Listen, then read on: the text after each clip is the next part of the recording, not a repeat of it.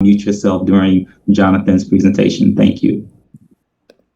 Let me share my screen.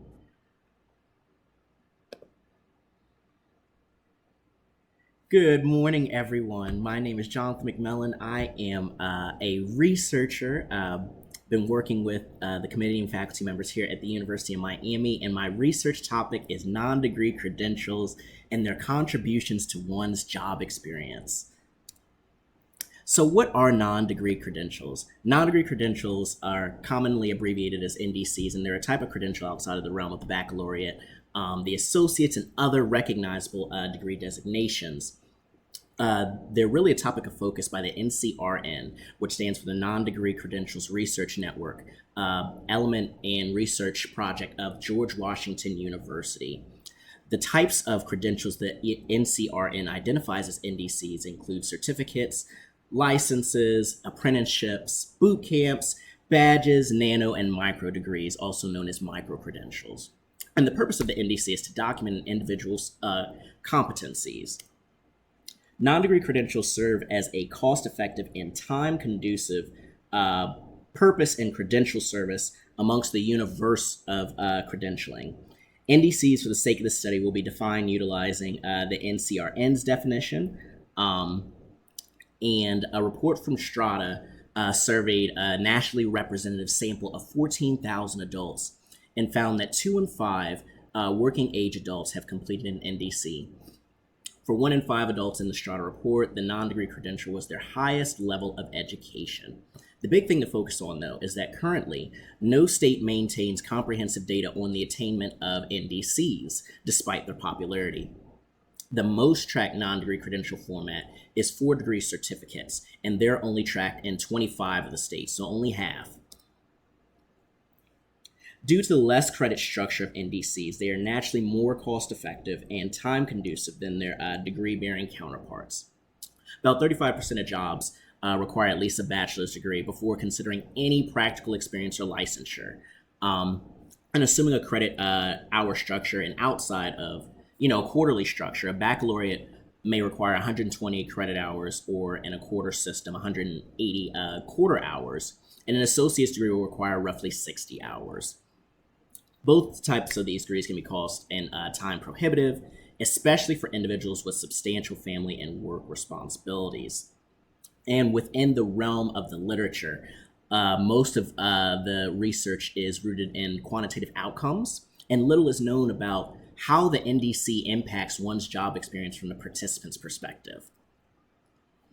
The purpose of this study and the research questions associated, the purpose of this phenomenological qualitative study is to explore the potential practical contributions of non-degree credentials to one's job experiences.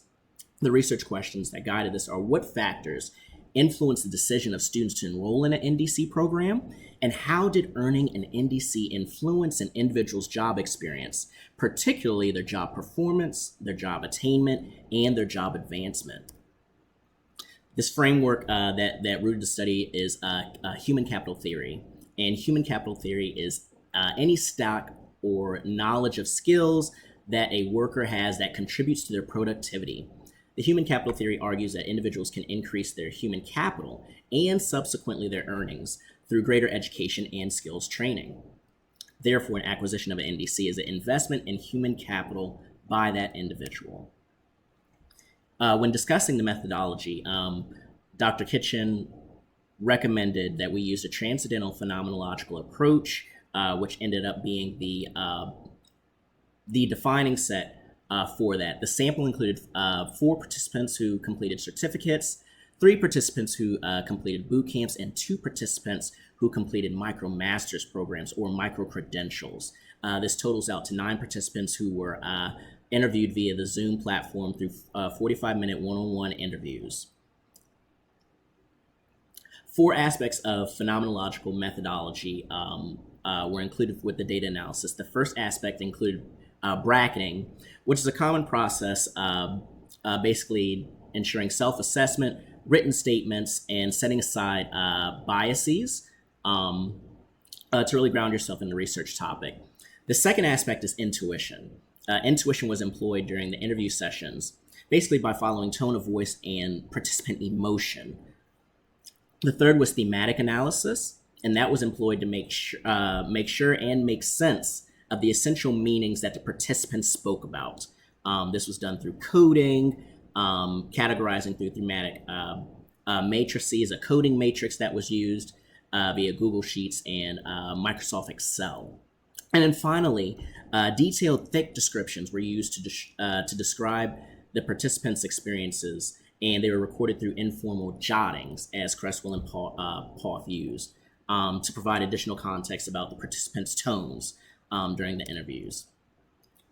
So in the finding, 6 themes were revealed out of those codes that I spoke about earlier through the coding matrix, and that was the impact of financial factors, impact of complexity and length of program, workplace practitioner exposure, skill building, industry theory exposure, and the transition to workforce. The first theme was impact of financial factors, and this theme was defined as the participants' experiences of how the cost of a program and external factors impact their ability to enroll. Participants FA and TL spoke critically about how financial factors impacted them. For example, FA said that they could not afford the program without the financial assistance of their parents. Participant TL stated that their job paying for the program influenced their enrollment. The second theme spoke on the impact of the complexity and length of the program. This theme was defined as the way in which an NDC institution's systematic processes, specifically the technological platforms, the student services supports, length and transparency of this process impact enrollment in the program. Participant LS spoke about how, due to the intense learning nature of the NDC program, individuals with full-time jobs either struggle to achieve all necessary assignments or they simply drop out. Participant BE shared that even though they were only working in a part-time setting, they were still fully engrossed in the learning, and the program in and of itself was almost a full-time job. The third theme that arose was workplace practitioner exposure. Participants consistently identified and emphasized how these work-based objectives and expectations allow the participants to gain an understanding of the day-to-day practice as an upcoming practitioner. WP really did a great job in synthesizing what most of the participants had said, speaking on how hospitality brand was really critical in influencing the curriculum of the program, specifically how case studies and things of that nature that were relevant in the day-to-day practice influenced the curriculum and their learning. The fourth theme was skill building. So in addition to workplace practitioner exposure, participants indicated that the curriculum of the NDC included the practice and accumulation of industry skills. Participant LS talked about specific skills that they built, such as collecting data, utilizing tools for this data and things of that nature, while participant BE in their coding bootcamp spoke specifically about how the full stack web development was the goal and the focus in building these skills, and how the NDC program helped build those skills. The fifth theme that arose was industry theory exposure. The big thing to note about this is that many participants identified that although theory was important in painting a picture of the holistic structure of managerial and hierarchical constructs, the big focus was that the theory should be applied in the position. Participant MG spoke specifically on this, and I'm just going to read this one quote. Yes, the theory aspect was in the course, and some assignments really try to push us to sort of apply the theory that we learned. And then the final theme was transition to workforce. This theme is defined as the methods in which institutions foster an NDC students' preparation for job interviews, created strategic partnerships to ensure interviews for these students, as well as job placement, which addresses one of the research questions. Alumni associations and career service centers were hugely and largely leveraged to facilitate and foster this transition to workforce. And in a discussion in the interpretation of the data, participant data confirmed the NCES's definition of certificates in that they are typically awarded for life. Participants expanded that they became alumni of the program after completing their non-degree credential. The data also aligns with Jepson et al.'s findings in that 7 out of 9 participants identified that they did experience positive earnings changes. And for the 2 participants who did not state that, they were not focused on earnings changes within their programs, more or less specifically with skill building, which was one of the themes, of course, that emerged. To answer research question number 1, the factors that influenced the decision of students to enroll in an NDC program included the cost of the program, access to funding to pay for the program, and the external commitments of the students. And to answer research question number 2, earning an NDC provided workplace practitioner exposure, positive earnings changes, and skill building. But another critical thing to understand is that NDC earners differ from baccalaureate earners in the manner that NDC earners hold educational objectives that differ in terms of expected time and cost commitment. Briefly going through the limitations, demographic data was not examined amongst these participants. As with any study, and particularly phenomenology, there are aspects of the experience that participants may have forgotten that will not be captured by the data, but I utilized intuition and triangulation to try to alleviate and minimize this limitation. This study also did not critically explore recent or enduring external traumatic events to see how they may have affected issues related to program experience and time to completion. This will be followed up, though, as one of the implications to research and maybe a future study that could be done, as this study focused more and less on the NDC's contributions to one's job experience. And the implications for practice, there are 2 that I had. Industries recognizing NDCs as a hireable credential, recognizing the workplace practitioner exposure, skill building, and industry theory exposure themes by industries and employers, basically understanding how these NDCs document the competencies of their earners can really expand an employer's pool of candidates. NDCs are valid, they are rich, their participants have identified the ways in which they are rich, and they deserve to be recognized by industries. And an NDC is providing a forum for feedback. Participants explicitly stated that there are program inefficiencies in the program and how for many of these programs the concerns were not addressed. Providing students with a forum or a place on the NDC's platform for students to provide active feedback in timely intervals can help for programs to address these inefficiencies and minimize barriers to completion. For the implications to research, the results from the study may serve as a springboard for investigative future studies that focus on the quality of NDCs. Examples of these research topics include utilizing the NDC quality framework, examining how individuals of varied linguistic backgrounds achieve NDC completion, demographic factors, examining how the different demographics and contextual aspects of individuals really impact their NDC experience. Examining the technological resources of the program. What technological resource does the program tend to use? What digital platforms? What hardware is given to students? How does that impact their NDC program? Examining NDC programs, alumni networks, and structures, like how effective are your alumni structures, that transition to workforce theme that we spoke about earlier. And finally, examining support services of NDC institutions to ensure that they effectively serve NDC students. And then we have implications for policy. What policy implications could come from this? Policy implications based upon study findings include providing funding for NDC programs in the form of accessible loans, grants, scholarships, and public funding for citizen access. Provide a way in which individuals can access these NDC programs, given the benefits that participants have identified about them. As a researcher, I also directly recommend and request for FAFSA to explicitly list that federal grants such as Pell Grant and loan programs include NDC programs so that individuals are aware of these programs.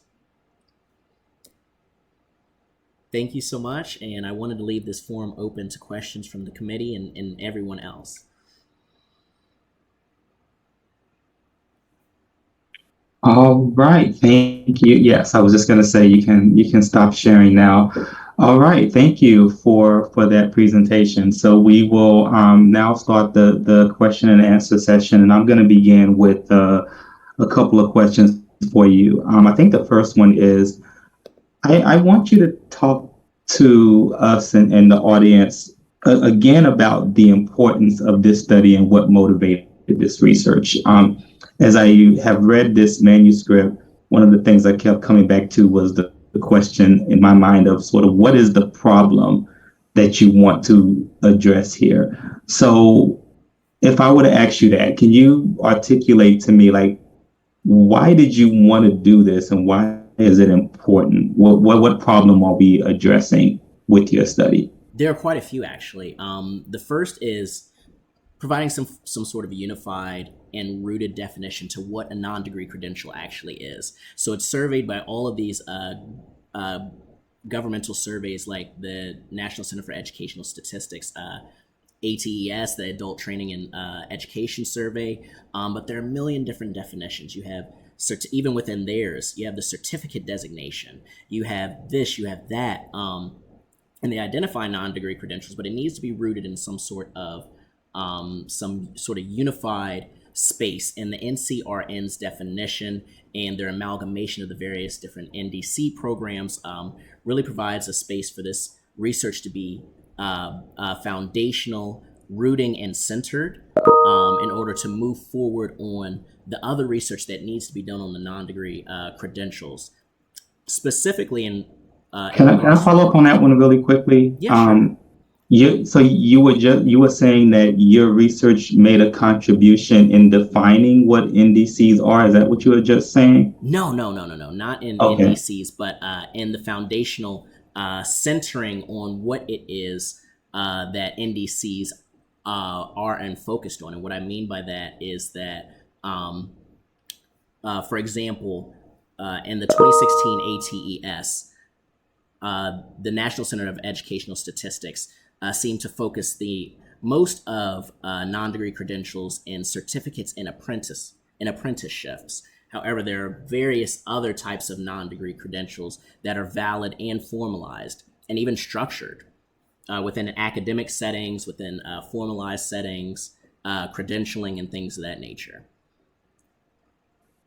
So are you saying that your research was important because you wanted to bring light to the fact that there are multiple types of NDCs as opposed to other research that has narrowly defined NDCs into two broad categories? Yes, exactly. As well as, and Okay. that's just one aspect. Okay. Another aspect is capturing what it is about the richness of NDCs, capturing what it is about the richness of NDCs that contribute to one's job experience. So a lot of the studies now, when you think of Jessica Valentine's 2015 studies, even the ATS from the NCES and the governmental data, the 25 state data that Laventoff in his 2012 study did, all of that are largely quantitative and outcome based. It doesn't capture the qualitative richness. What is it about NDCs that positively contribute to job performance, job attainment, job advancement? That's what this dissertation truly focused on. And that's what I want to push you on really quickly because I want you to go back on that. Tell me why I should care. If I'm someone who's interested, if I'm a policymaker and I'm interested in NDCs, don't I just care about whether or not people who got the NDCs made more money than people who didn't get the NDCs? And so I can look at that quantitatively just looking at earnings and say, oh, well, okay, it seems to work from a policy perspective. These individuals seem to have done better by getting a certificate versus an individual of a similar background, a similar situation who didn't. I want you to push on why you think you would tell me as a policymaker I should care about I guess you're getting at the mechanism Yes. within what was going on within NDC. So talk to me a little bit more about that. Why should I care about that? So as a policymaker, you serve your constituents. It's great to look at, the outcomes that they have in terms of their earnings afterwards, but you also have to think about the burden that your constituents bring on, the time and cost of these programs. And when you think about the research on baccalaureate, the Strata report that that the 2021 Strata report that I mentioned recently, and the cost and time burden that the traditional baccalaureate provides as opposed to the average NDC program, you're reducing, as a policymaker, you are reducing the time and cost burden on your constituents. So I would agree with that, but okay, and I would. So let's say I accept your argument, and you're right. If which is a different question, I can ask you that in a second. But if I assume that NDCs have less cost burden, that cost being financial cost of time, and so on and so forth. If I make that assumption relative to associate and bachelor's degrees, at the end of the day, isn't all I'm caring about whether or not they made more money at the end of completing the NDC? And I can do that with just quantitative work. So I want you to tell me why we need the qualitative work that you're doing to motivate my policy making decision. Because I could say, oh, well, because I see all this research on the quantitative benefits of these, I can just build policy around that. I want you to tell me why that qualitative aspect is important for me to think about as I'm building or trying to propose certain ideas around around NDCs. I see what you're saying. Jonathan, can I just jump in for a minute? Yeah, sure.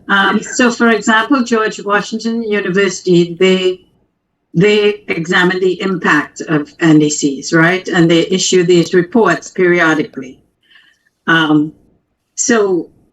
So we have a lot of information from these reports. I think Dr. Jones wants to know, why was it important for you to do phenomenology? Why was it important for you to do a qualitative study? Oh, well, those are actually two different questions. So I want to answer his first, and then I can answer yours. So in answering Dr. Jones' question, but I'm gonna come right back to yours, Dr. Fiku.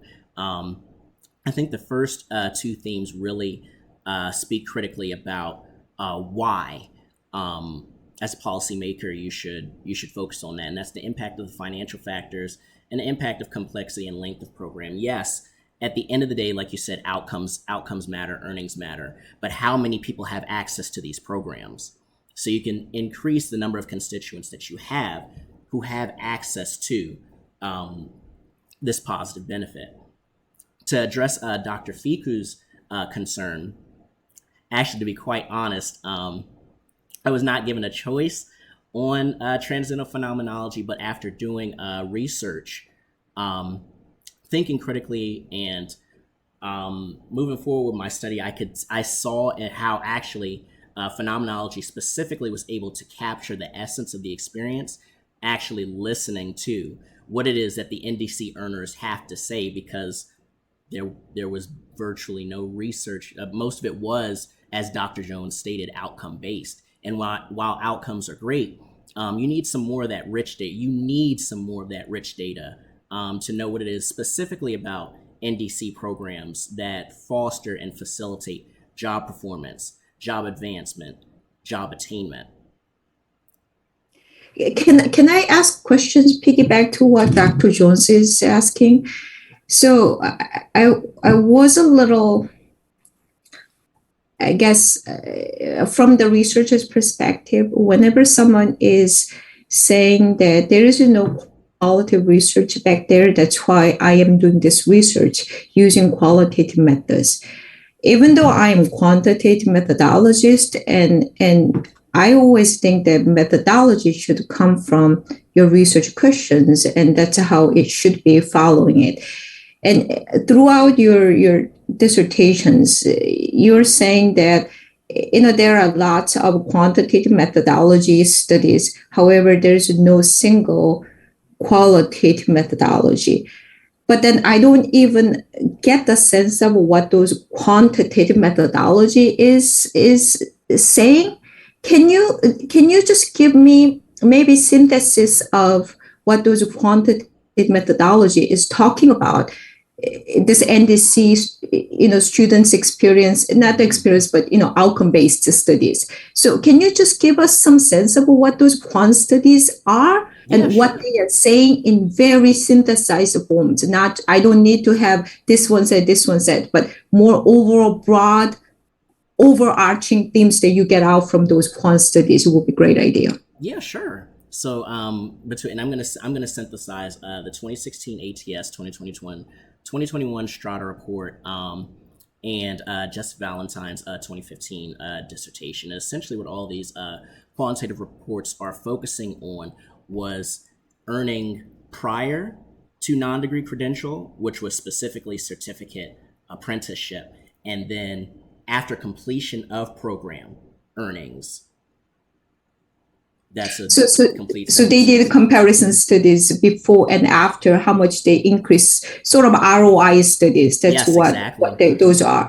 So based upon what you said in chapter 2, there seem to be quite a bit variations in terms of what their backgrounds are. So they were something that you're talking about, male versus female, were in your chapter 2. What do they say about the variations coming from people's backgrounds or individual backgrounds or academic backgrounds, or contextual backgrounds? Can you say a little bit more about that one? Yes, I can. The 2016 ATS and Jess Valentine's 2015 dissertation really highlight on that, especially the Valentine 2015 one, because she critically examined actually per credit earnings gains versus male versus female, and found that actually females tend to earn more when earning an NDC program, particularly certificates. In the quantitative methodology, she was not unfortunately able to conclude why. She just found in her study that this was the case. One of the implications that I have for my dissertation was examining those demographic factors, because this is missing amongst the literature. That's why you need to capture this critical qualitative data, and why I included it in my implication for research.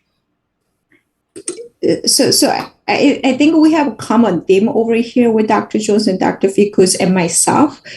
I guess in your chapter 1 and 2, maybe you might want to more elaborate why you want to go this route to do more in-depth understanding of their experiences in NDC and how that one is affecting their jobs. Maybe in more coming from this is needed area, not like there's no single qualitative research back there. You might want to say that quant methods are saying this one, however the missing are this one, and based upon this one my research is bringing this additional values to the field. Maybe that's what we all are struggling with in your dissertations, because those are not there, that I don't see why the study is really needed.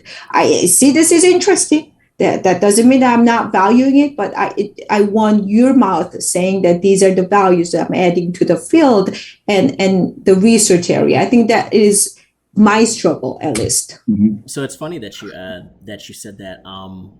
Actually, when Dr. Jones, Dr. Wood, and I were congregating in June on our writing, particularly with chapters 1, 2, and 3, we were actually debating that.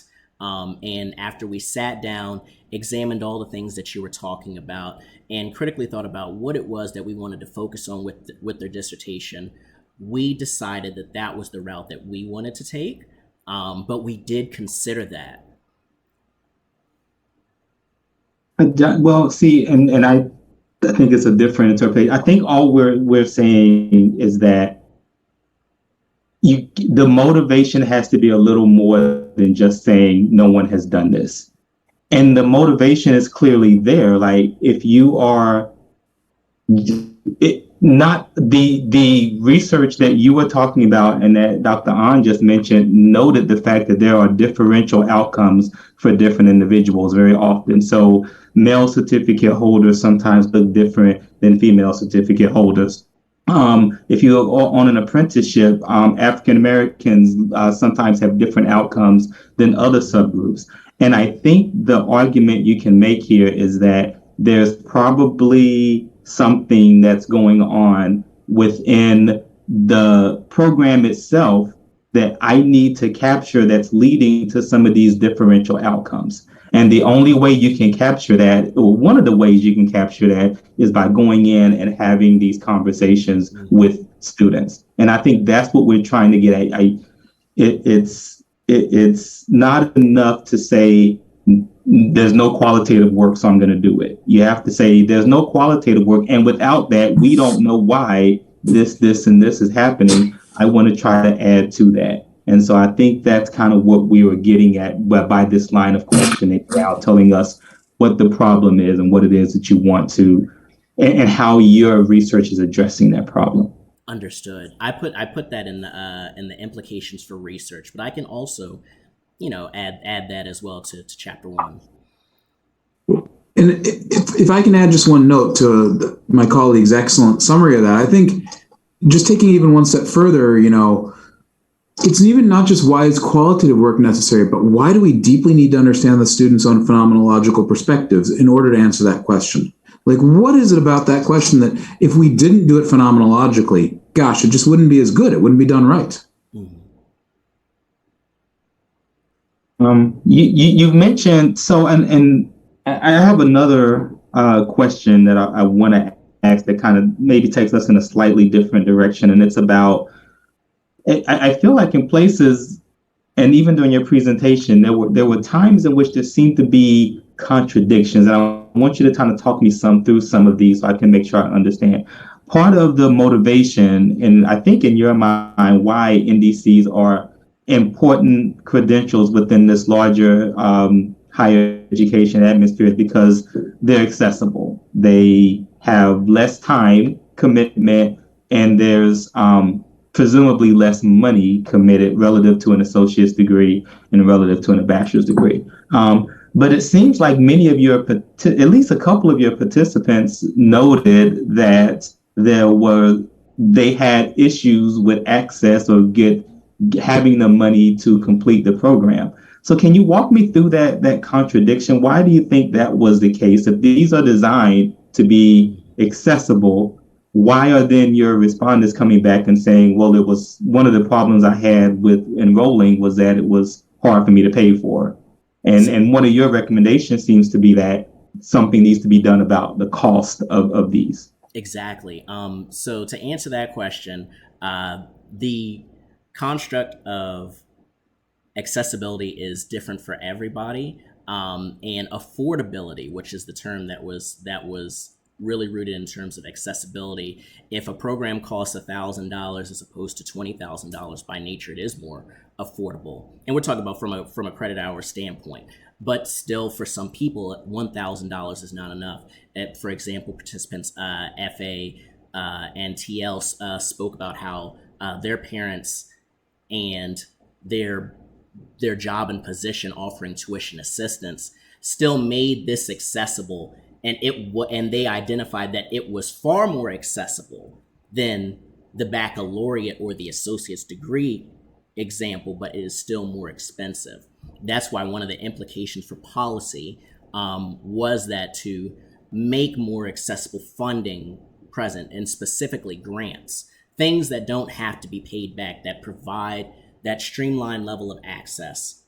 We can also, critically address, the actual cost of instruction and tuition, but that's a completely different study in and of itself. And this study focused on more or less the indices in the universe of that, more so than addressing institutional cost. Okay, so you're arguing the NDC is more accessible than a bachelor's or associate's degree, but there still needs to be done to make it accessible to everyone. Is that the argument that you're making? Yes, Okay. more accessible, but work still needs to be done on accessibility. Absolutely.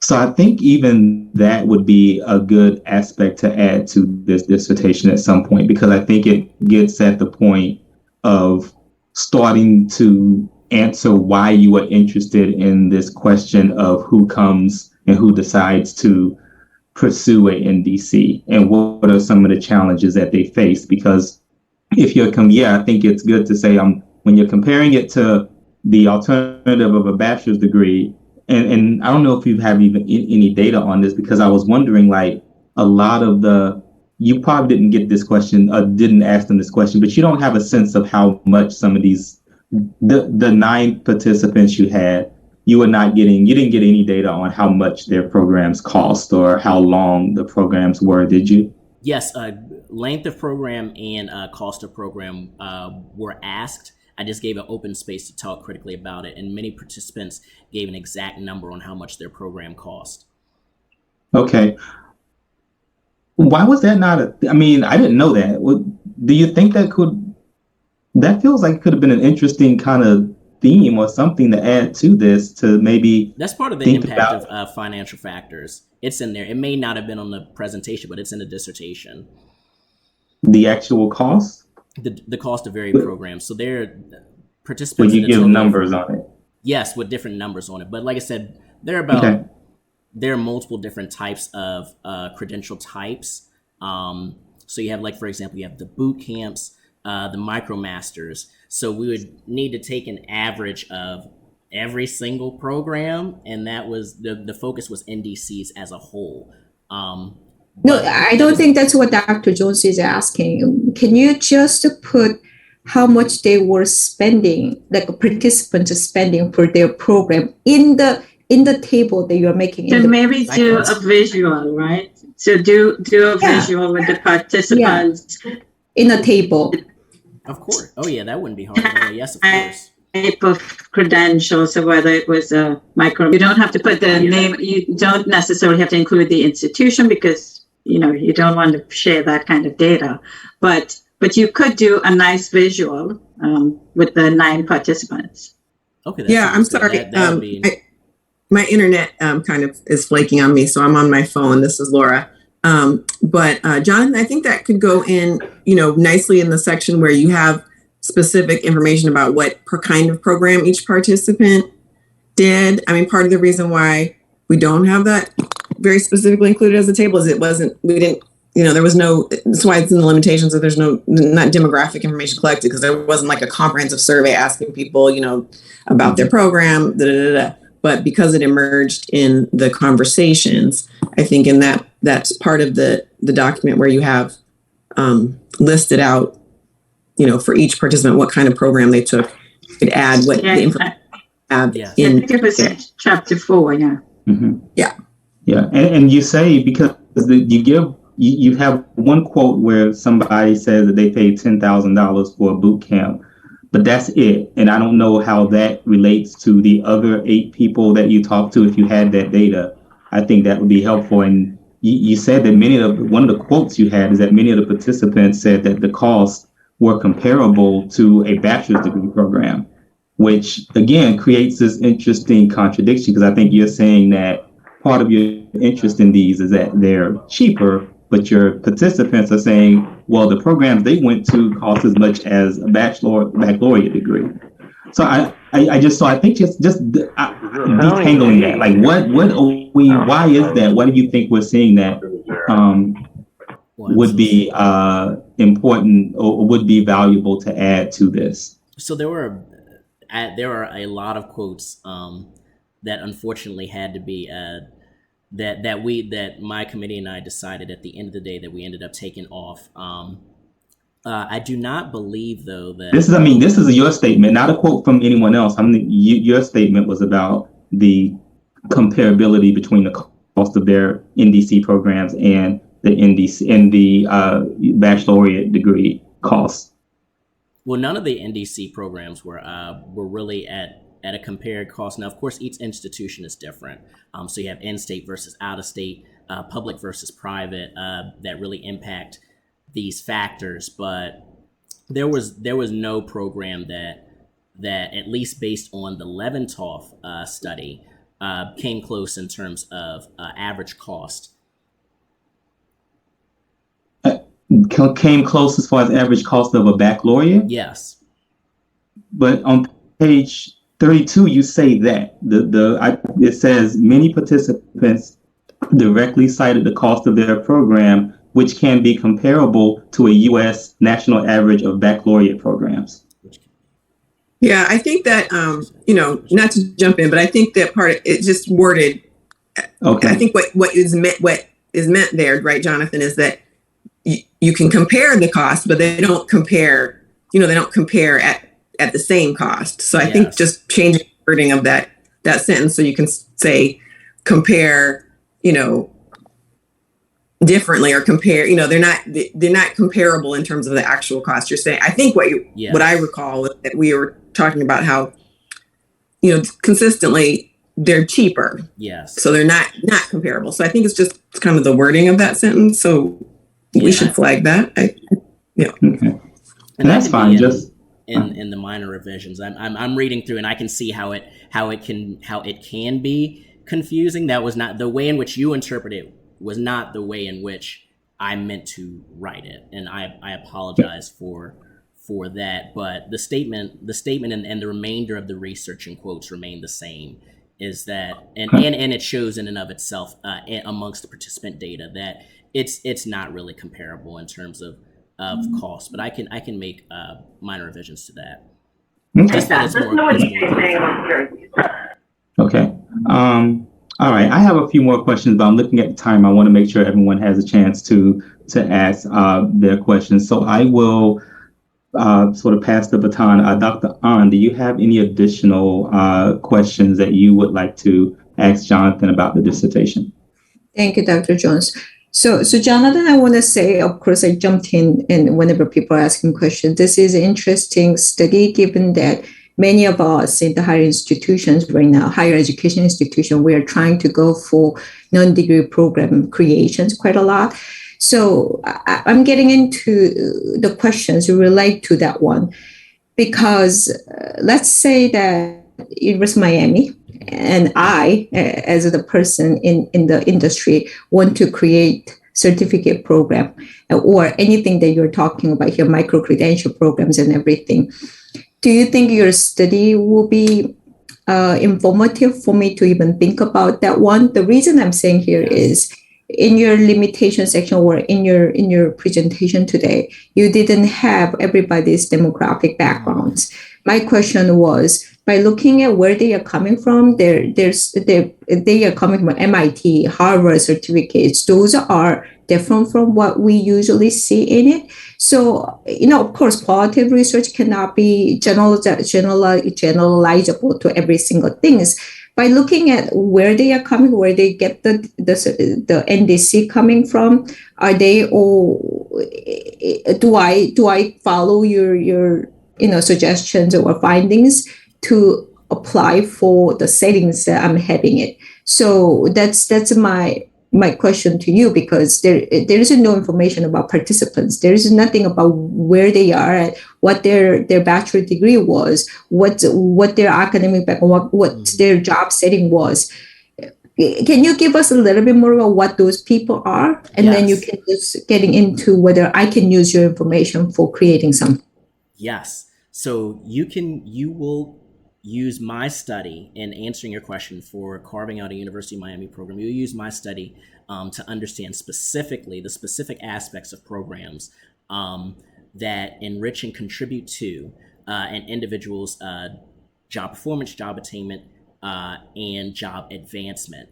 You will utilize 2016 ATAS data and Just Valentine's more demographic 2015 data on capturing male versus female, even racial and ethnic backgrounds, quantitative data such as that to inform you on various backgrounds. And then further studies need to be done to explore qualitatively why, in particular to NDCs, there may be demographic issues, but you can look towards the greater scope and pantheon of research within academia in general amongst demographic data. Sean Harper's 2012 study on African Americans, Mary Beth Gassman's 2011 study on women.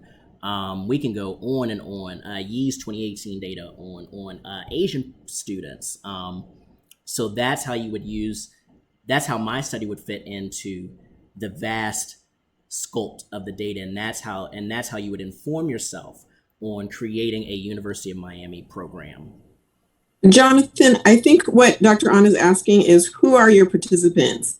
So we have in the limitation that you didn't collect demographic data. So we don't have specific demographic data across the sample, but just based on having done the interviews, who are these participants? What was their gender, their age, what were their backgrounds? Anything you can shed light on that to sort of answer that question, acknowledging that it's a limitation, that there wasn't like I said before, a demographic measure that you provided each participant. Yes, and I want to make sure that I hold true to my IRB approval.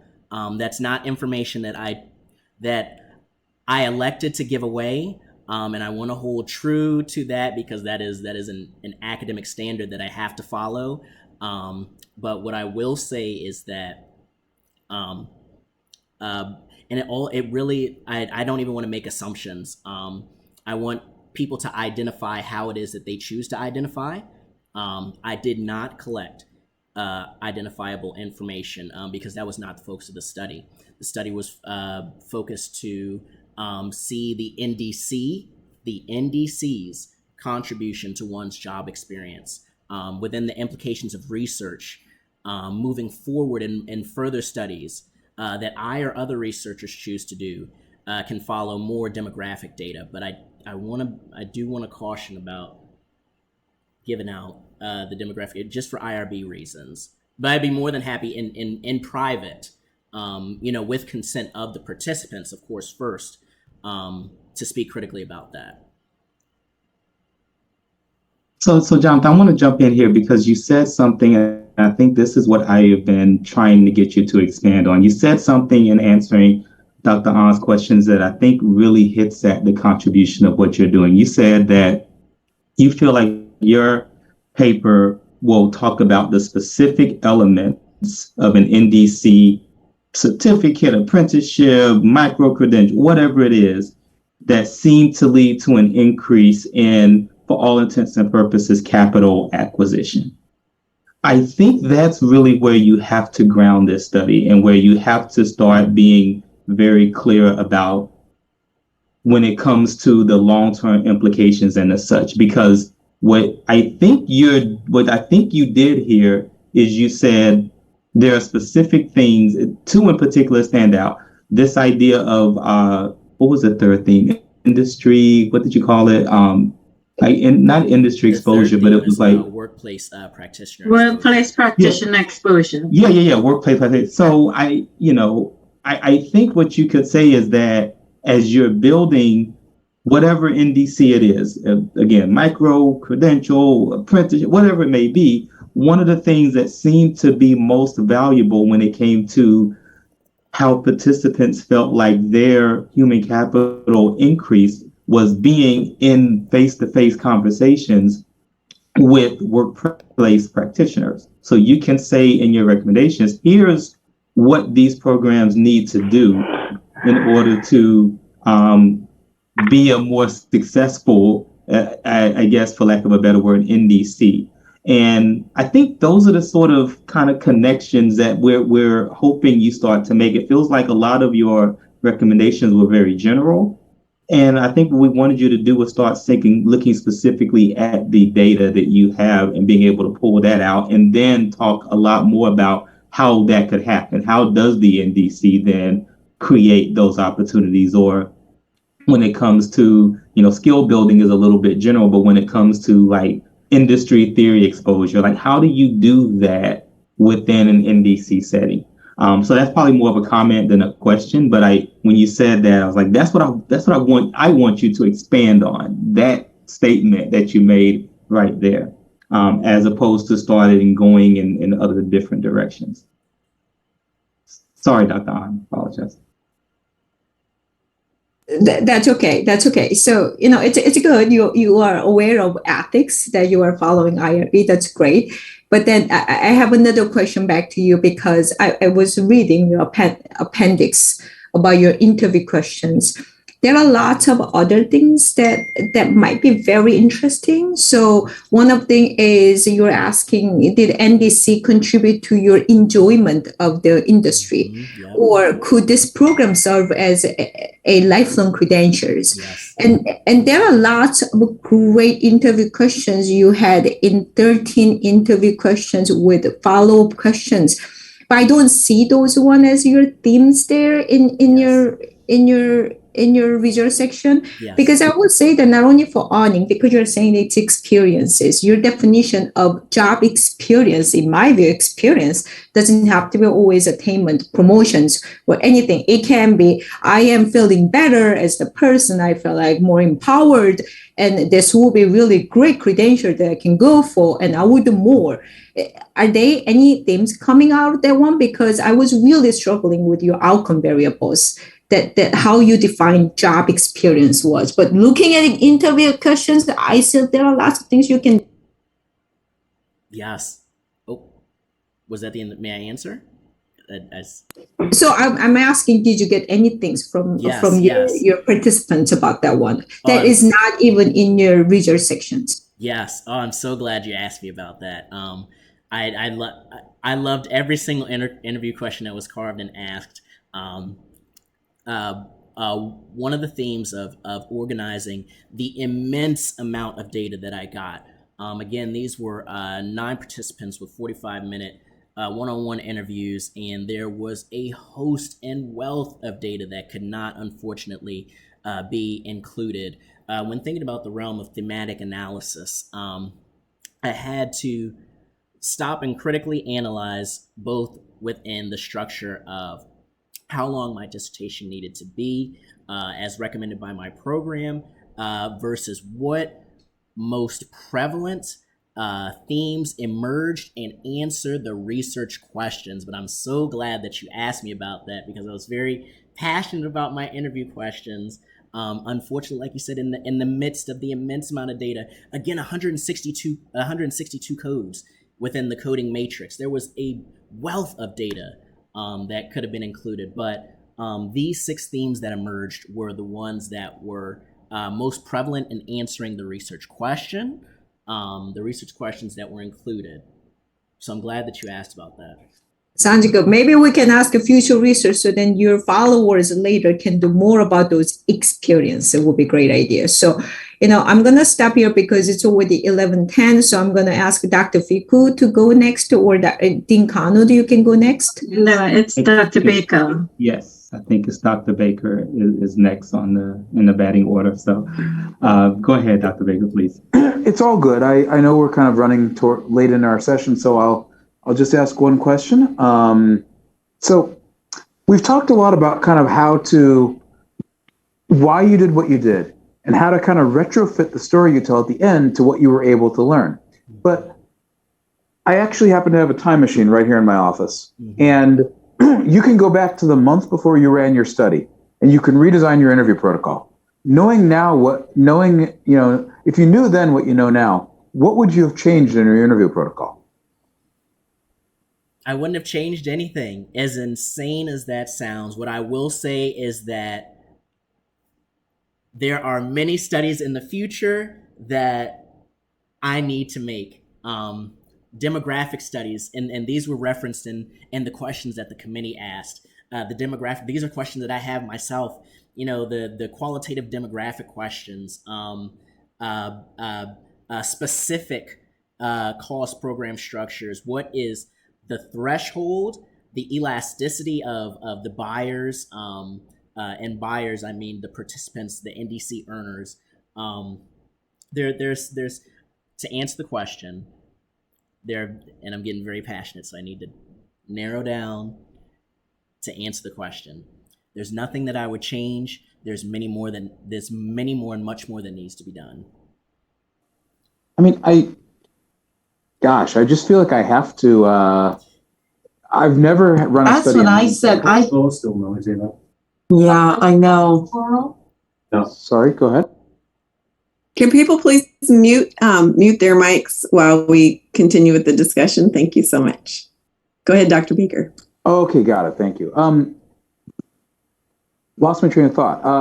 So I've never had a study where all my items were designed right, where all my probes were designed. There's nothing that like you feel like in any of those interviews that kind of, gosh, I wish I'd asked it a different way, or gosh, if I had just kind of zigged rather than zagged, I would have learned something better. No, and I'm going to answer why the answer is no.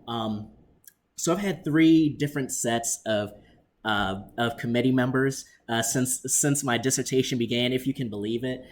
So I've the original questions that I started out with were not the ones that I ended with, and that's a beautiful thing. In conjunction with my many different committee members and faculty members, from Dr. O to Dr. Kitchen to Dr. Fiku to finally Dr. Jones and then Dr. Wood. There's so much richness that each set of those faculty members and chairs brought to my study. And in between that, there are many revisions that were brought along the way too. Many revisions. So I've had a chance to really try the scope and the universe of the research about as it could be done from this study, and in conjunction with thinking about and holding true to program expectations, addressing the research question, effectively carving interview questions for participants, capturing data. I cannot say, and I can think of many studies in areas in which, yes, there are things in which there will be changed, but throughout the many people that I've had in my corner, I've had a chance to try many things and So Jonathan, I don't want to stop you because I'm totally with you. There's a good side and a bad side to your experience. One is, that you got all these eyes on it and had to shift and pivot. The not so great side is that you had all these eyes on it and they had to shift and pivot. I think the question is less about, sort of the process and more related to, the purpose of the scientific method really is you ask questions, you collect data and you answer them. And if you do it right, it actually brings up more questions, So in your future directions, you actually lay out what needs to be asked next. So I think that's a way to think about Dr. Baker's question, not so much, like what was wrong with this study. That's not it at all. It's, especially given, like you said, all the ebbs and flows and changes in different people and everything, but more so now that you've done this, if you were to go back, what would you ask your participants now? What given the themes that you have, there's sort of the job experience, like what would you want to know that you could, if you could go back in time, that you would ask them? Understood. And I'm sorry, Dr. Baker, I didn't understand it like that. It's okay. It's still not a thing. I wouldn't change a thing. I mean, as insane as that sounds, every single moment with every single one of my participants addressed the research question, maybe not what I had expected of each, and that's of any qualitative study or any study in general. It won't always align, but there is nothing that I would change in terms of asking my participants. Maybe I would capture some more demographic data, but that wasn't the focus of this. It wasn't the focus of the study. I'm sorry. I can't think of anything. I truly had an enjoyable time with my participants. I learned a lot. The field of research will learn a lot from this study. There's not really much that I can think of outside of, like I said, demographic data that I would change or ask. I'm sorry. I wish I could give you another answer, but. Thank you. I think that answered our question, and I'm happy to hand on to the next committee member. Thank you, Dr. Baker. Dean Cornwood, do you have any additional questions? I know for us it's kind of strange because we asked a lot of our questions beforehand.